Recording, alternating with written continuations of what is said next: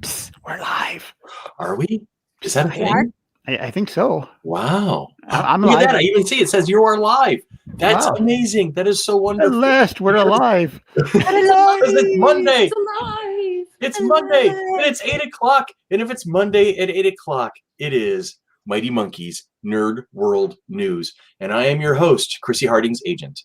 It's so nice to see everybody tonight. I'm so happy to see everybody. Look at that. I got a whole collection of we almost got a Brady Bunch grid tonight. This is phenomenal. I can see. There you go, Dan. Start looking. Brady Bunch. The Brady Bunch. On board, we got our legendary president, Daniel Carmen. Tanya Metris is with us. James Irish. And James Irish's wingman for the Gamer Street Irregulars, Chrissy Harding, is on board with us this evening. Elizabeth is in the comments. So is Peter. So is John. Good to see you guys all over the place. I hope the world is treating you well so far. Okay, let's jump into a top story real quick. The news broke this afternoon. Dustin Diamond, who starred as Screech in everybody's favorite 90s children's sitcom, Saved by the Bell, has passed away at the age of 44 after a short battle with cancer. Only 3 weeks or so, yeah. Yeah, wow. well, I think he was fighting it for longer, but it was only public knowledge for the past. It said they only found it like 3 weeks ago. Yeah, and here in the article, it goes on to say that it was within 2 weeks of the initial announcement that he had been hospitalized from complications suspected to be caused by cancer.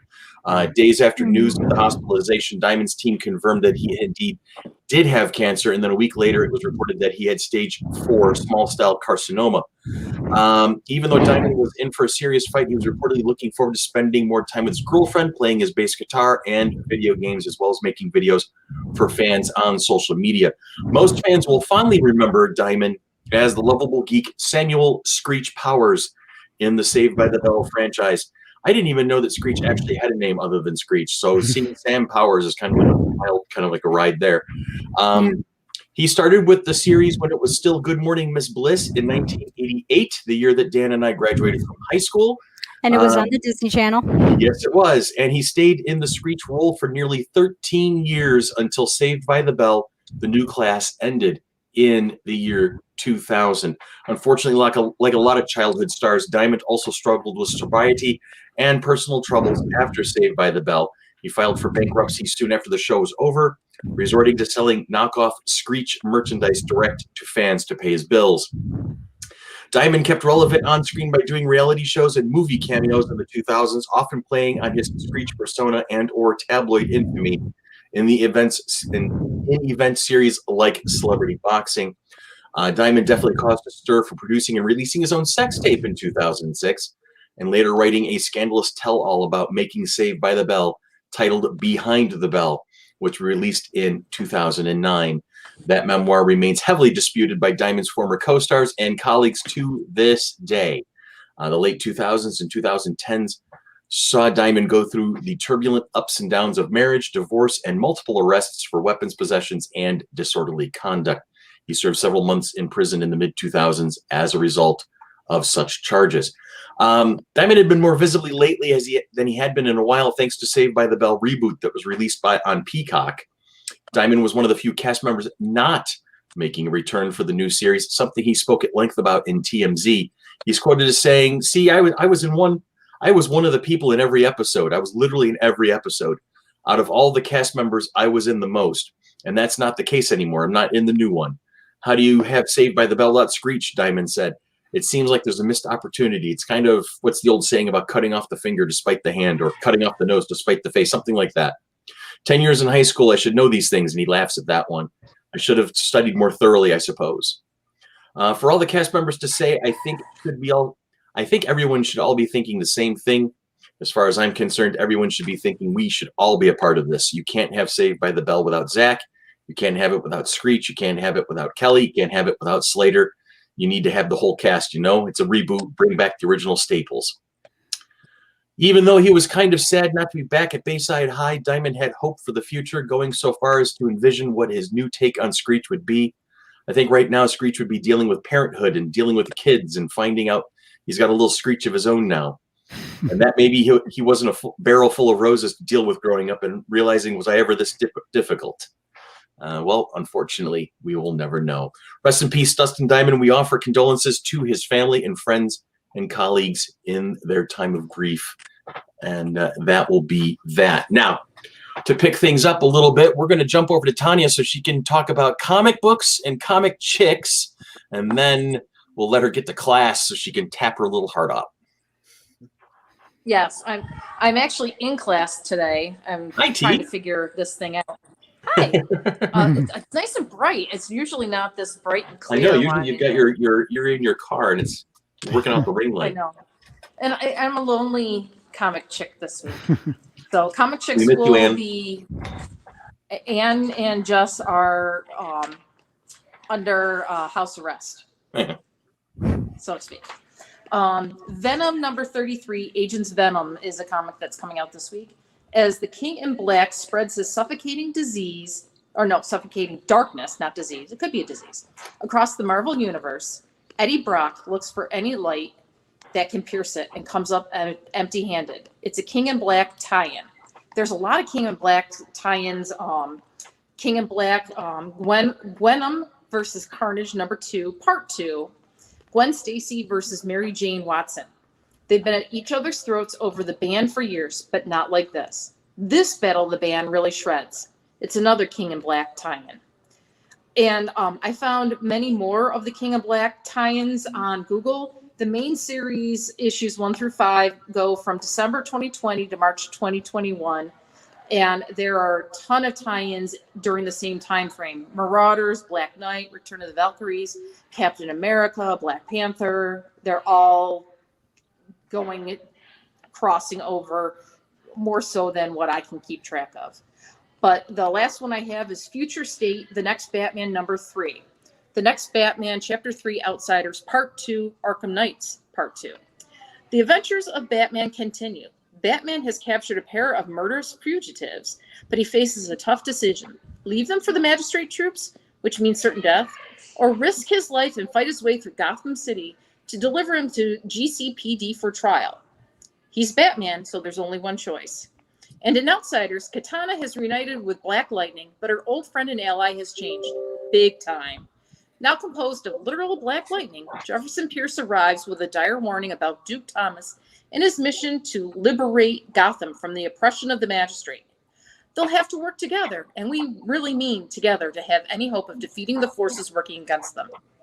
Plus, in Arkham Knights, Astrid Arkham and her band of maniacal misfits have picked a fight with the magistrate, and they're not going to back down. On the eve of their mission into the heart of Gotham's fascist occupiers, Croc, Zsasz, Phosphorus, Clayface, Harvey, and the rest steel themselves to try and shine a beacon of hope into the darkness. But not everyone will make it out alive. That was a very long description of that comic book series that is coming out. Whoa. And you did a great job with it. Yes. So Comic Chicks will be Wednesday night. I am taking over StreamYard. So I will have StreamYard. And you've grown some extra arms. He's doing his cosplay of what, Shiva? Is it Kali or is Kali? Thank you, Josh. Josh has been a big help. Not General Grievous. He's got to get a couple General Grievous. Hello there. So I will catch you guys later. I am going to get ready for tap dancing and hopefully everyone has a good night and a safe night. And bye bye. We'll see you soon. Happy tapping. Be safe, Talon. Give us a text when you get home, okay? Bye. Right. Have fun, Tanya. All right, it's that time of the day again where we talk about Josh Carman and his ability to get into just about every broadcast we have these days because he's just that cool. Love that kid, even though he doesn't love just anybody. left. he doesn't love me. I'm like on a scale of his least favorite people, but it's all right. He's still cute. This is the time where we start talking about what's going on in the comment section. I think did I point in the right direction for the comments? Yeah, you did. Yes. Oh, nice. Look at that. It's almost like I know what I'm doing. Let's see what we got here. Andy's on board. Greetings, campers. Where's the hairpiece, Chris Douglas? Okay. Somebody posted a picture of me at D&D last night with a big plastic spider on my head. That's a one-time thing. It's never happening again. I refuse. But we all could tell that it was fake because you weren't running. Well, exactly. I mean, Sean was having his fun, so I guess that was all that matters. Let's see. Anne is here. Hi, Al. Yes, it was sad news. And there's Douglas Bose. The DC Universe Infinite has all of those. Gotcha. And then Elizabeth Rice is on board. Happy Hot Rassilon Month. Gallifrey Time War 4 is out this week. And Richard Armitage is playing him in this edition. That's awesome. For those of you who don't know who Richard Armitage is, he played Thorin Oakenshield in the Hobbit movies. So he is your King Dwarf. He's also had cameos in the MCU as a very early Hydra agent in Captain America: The First Avenger. So he's been in a lot of things. He's just a fantastic actor. I'd like to see him in more. And also Elizabeth finished Jedi Fallen Order. Congratulations, Elizabeth. Nice. That game is friggin' hard. So yeah, good job. Good job. All right.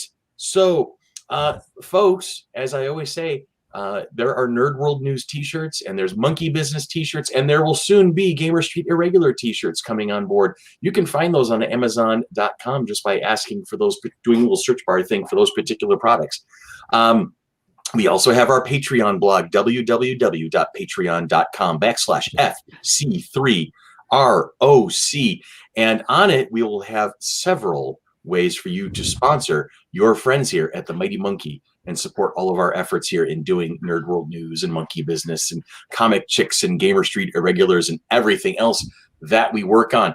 As a cool little gift, every week, James Irish, the indomitable James Irish, offers up a Video Gamer blog on Tuesday.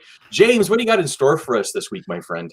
Well, this week, what game unites such diverse topics as Budweiser, Rock'em Sock'em Robots, and voice actor Maurice LaMarche?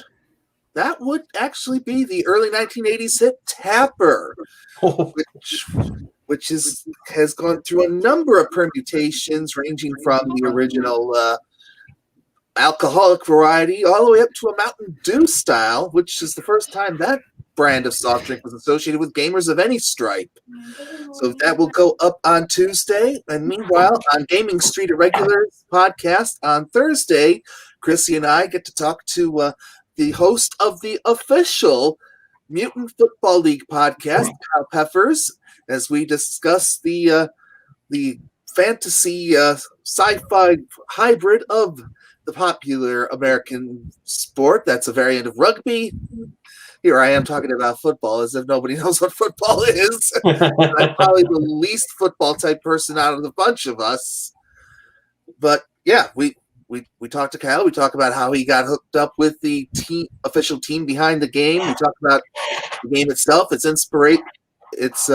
previous iteration on the Sega Genesis, and so much more. And that goes up Thursday morning at 7 a.m.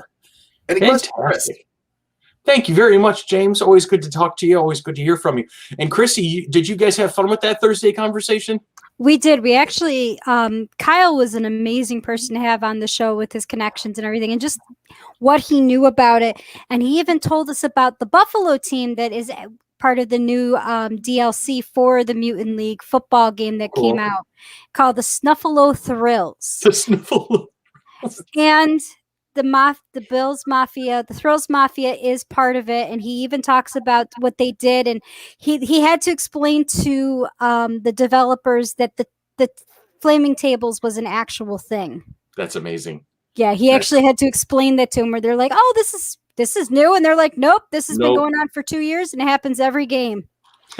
So because they thought it was like a once a season thing, he's like, No. He had to explain to them what the Bills Mafia was, which was tailored beautifully for this game. Good. That's outstanding. Oh, I'm so looking forward to that. Oh, look, Nerd World News t-shirts. Now available on Amazon.com. I love it. That's a great looking shirt, too. Dan, you've got one. I see you wearing it every so often. That's cool. And it comes in multiple colors. Dun, dun, dun. Dun, dun, dun. That's fantastic. All right, let's jump into the wild world of another story on the board here. And I have got a cool one. Black Panther Kingdom of Wakanda spin-off series. It's coming to Disney Plus. This is courtesy of comicbook.com. Kofi Outlaw wrote it. Just as a matter of fact, just this afternoon, the news broke. Marvel's Black Panther is getting a Kingdom of Wakanda tie-in series on Disney Plus.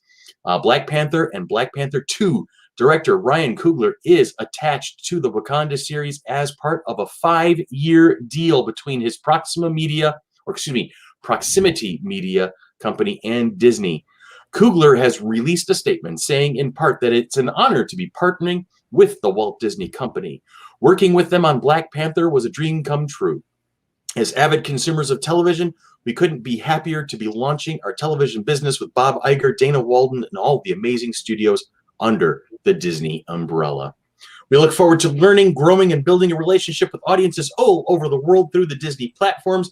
We are especially excited that we will be taking our first leap with Kevin Feige, Louis D'Esposito, Victoria Alonso, and their partners at Marvel Studios, where we'll be working closely with them on select MCU shows for Disney+. We're already in the mix on some projects that we can't wait to share, stated Ryan Coogler on behalf of Proximity Media. Let's see what we got here. Marvel and Disney have been in something of a predicament since Black Panther star Chadwick Boseman passed away last fall.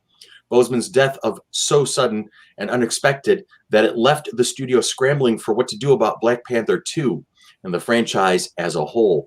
Marvel Studios has confirmed Boseman will not be recast in the next Black Panther movie, leading to all kinds of fan theories about how the MCU will explain T'Challa's absence. The Kingdom of Wakanda series adds a new wrinkle as it arguably offers some of the supporting characters from Black Panther a bigger venue to shine in, making us wonder all over again what the sequel film will choose to focus on. In the comics, a similar kind of spin-off idea was attempted with the 2017 series Black Panther World of Wakanda, but only lasted 6 issues before cancellation. Hopefully the TV spin-off fares better, which would be easy since the larger ensemble of Black Panther stars Michael B. Jordan, Lupita Nyong'o, Winston Duke, Denai Guerra, and Letitia Wright were all breakouts in their respective own rights. An anthology-style show about each character dealing with T'Challa being gone would be a big storyline event for Marvel, the actors, and the fans. Marvel's Black Panther 2 is scheduled to hit theaters July 8th, 2022. So we got that working for us at this time. We're going to jump over to the comments section real quick. Douglas wants to know, will there be a runway show for the T-shirts? For you, Doug, we will try. And then James Bourne makes the mention, in the world of memory, where in the world is Bernie is still a thing. Memory, excuse me, not memory. Where in the world is Bernie is still a thing. That's good to know. Good to know. I see him popping up, and it seems to be driving some people crazy, which kind of is entertaining in its own way. We got some birthdays to talk about. Let's talk about some birthdays. Today is the birthday of none other than former UFC star Ronda Rousey.